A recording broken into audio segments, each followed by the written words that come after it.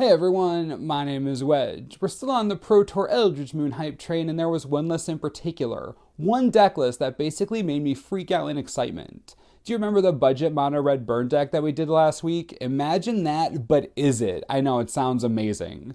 Well, Pedro Carvalho made that happen at the Pro Tour. He went 9-1 with it in the standard portion of the event. There's absolutely no way I can avoid covering this deck. The dude's genius. Now, again, I didn't make the deck, but I know a ton of you have been looking for something like this, so I hope you enjoy. And if you do, remember to hit the like button. Helps out a lot. Alright, I'm not even sure what to call this deck. Blue-red Thermo-Thing has been proposed, blue-red burn, blue-red visions, you'll see why in a second.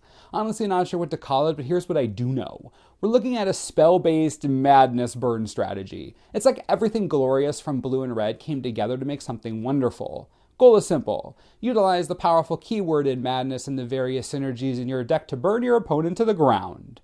We'll begin with the lands as per usual. 4 Wandering Fumarole, 4 Shivan Reef, 3 Highland Lake, and 1 Geier Sanitarium are the non-basics. Reach and Lake are dual lands, pretty easy inclusions there. Fumarole is a reward for playing blue-red, turning into a 1-4 that can become a 4-1 whenever you want seems pretty good when you have nothing else to spend mana on. Lastly, Geier Sanitarium. There's only one in the deck, true, but we're looking at what is basically the theme of the entire deck. You draw cards, you discard cards, you win the game. It's going to be sweet. We'll begin with creatures, even though there really aren't that many. There is no bottom of our curve because all the creatures are 2 mana.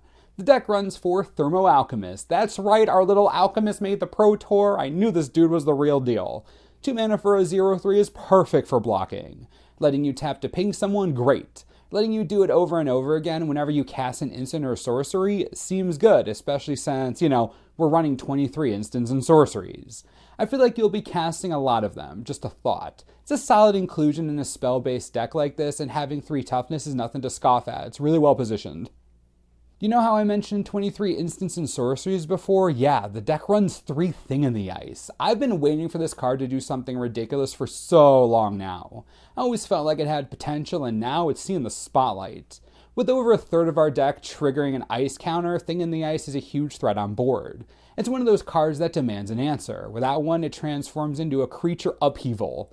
You know how many good creatures in Standard right now are horrors? Not many. Most are not horrors, believe it or not. Awoken Horror will set your opponent back and punish them even more for not having removal. Another great card with a huge butt that helps you survive early and provide inevitability. It's good stuff. The last creature in the deck is Jace, Vryn's Prodigy. Now, stop it. I know you hate Jace, okay? I know. But if there were ever a deck where Jace shines, it'd be this one. You'll see when we go over the spells, but Jace is a madness and spell machine. Think about it. We're talking about a 23 spell deck that focuses on spell casting. What does Jace do?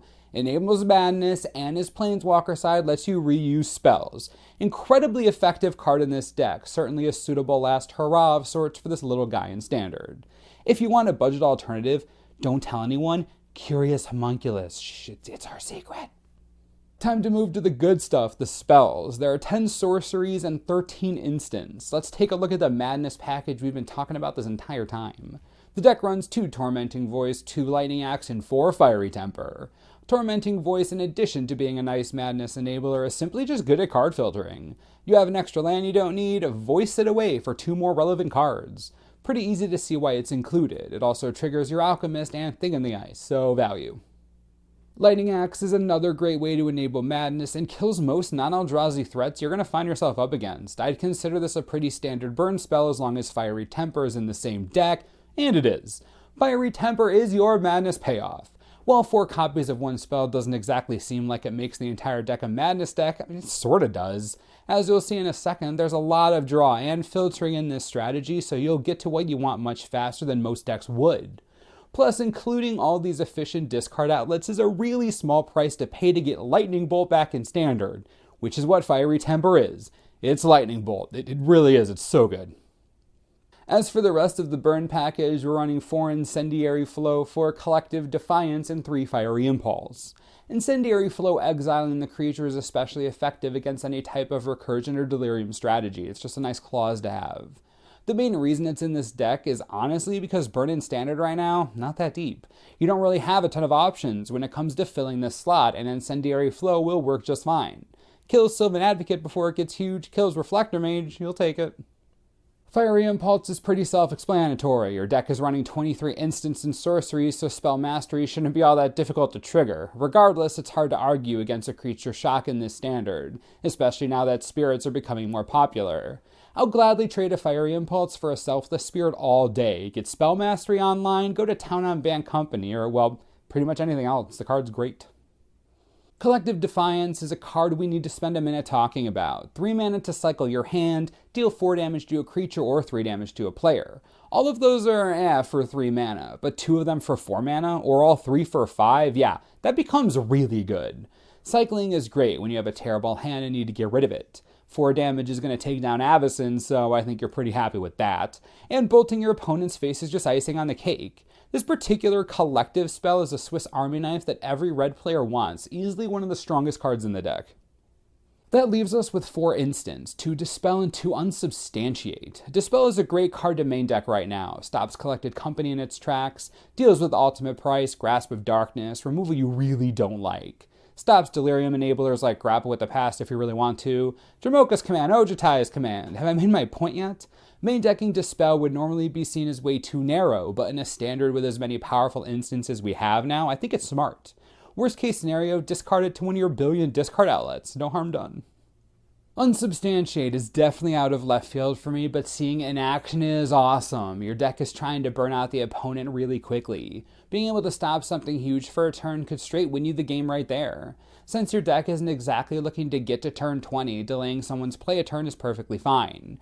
You get to trigger your Alchemist and Thing in the Ice while potentially time-walking to victory. There is one other great use for Unsubstantiate, but to really explore that, I'm going to have to reveal to you the last 4 cards in the deck. This is exciting. 4 Fevered Visions. You heard me right. Fevered Visions playset in the Pro Tour. Someone pinch me. There's no way this is real. Oh, God, so cool. Fevered Visions is the glue that brings the entire strategy together. Decks like this always need some type of draw engine, and while Jace is good and all the filtering you have is good and Tormenting Voice is good, you need more. Fevered Visions is that more. Getting an extra card in your end step is huge, way more important for you than most any other strategy since you'll be going through your hand so quickly. Against these Delirium decks, Eldrazi strategies, all these mid to late game decks, this is your trump card. Fevered Visions is going to fill their hand with way too many cards. They'll never be able to play them out fast enough, and 2 damage per turn adds up quickly, especially when it's being added to all the burn you're throwing directly at their face. Look, giving your opponent cards is almost never a good thing, but when you're playing your cards way faster than they're playing theirs, it's good. This is the only deck this card is good in as far as I'm concerned. Against these slower decks, there's nothing they can do. They're playing, what, 1 card per turn, maybe 2? Look at you! You're playing 3 a turn by the mid-game in addition to your Thing in the Ice Thermo-Alchemist shenanigans. Okay, this card is about explosiveness. Each card you get is more valuable than each card your opponent is getting. It's as simple as that. Also, Unsubstantiate. They're already having trouble getting rid of their hand. That's just a great synergy. It's so funny. So we've seen the entire deck. Here are some tips. First and foremost, you're a burn deck. It's what you do. When given the option of multiple 2-drops, always drop your Thermo-Alchemist first. We're not looking for some song and dance, trying to get Thing in the Ice to flip or Jace to flip super fast. No, we want damage and we want it now. The faster you get the Alchemist online, the faster you can kill your opponent. I know, crazy thought, right? Also, it forces your opponent to make a decision. You get to see what their early turns are like. If they don't kill the Alchemist early, they probably don't have a way to do it. You can use that information. Now, once the Alchemist is down, Fevered Visions comes down ASAP as well. That thing has to hit the battlefield because you're about to run out of cards in a few turns. Plus, you want to use it while your opponent is still mostly fully gripped. After those 2 things are done, burn them to the ground. Kill creatures when you think you need to kill creatures, burn their face when you have extra mana to do so, but always remember your Alchemist. Make sure to use the trigger as many times as you can per turn. Never have open mana if you can help it. Just a few tips.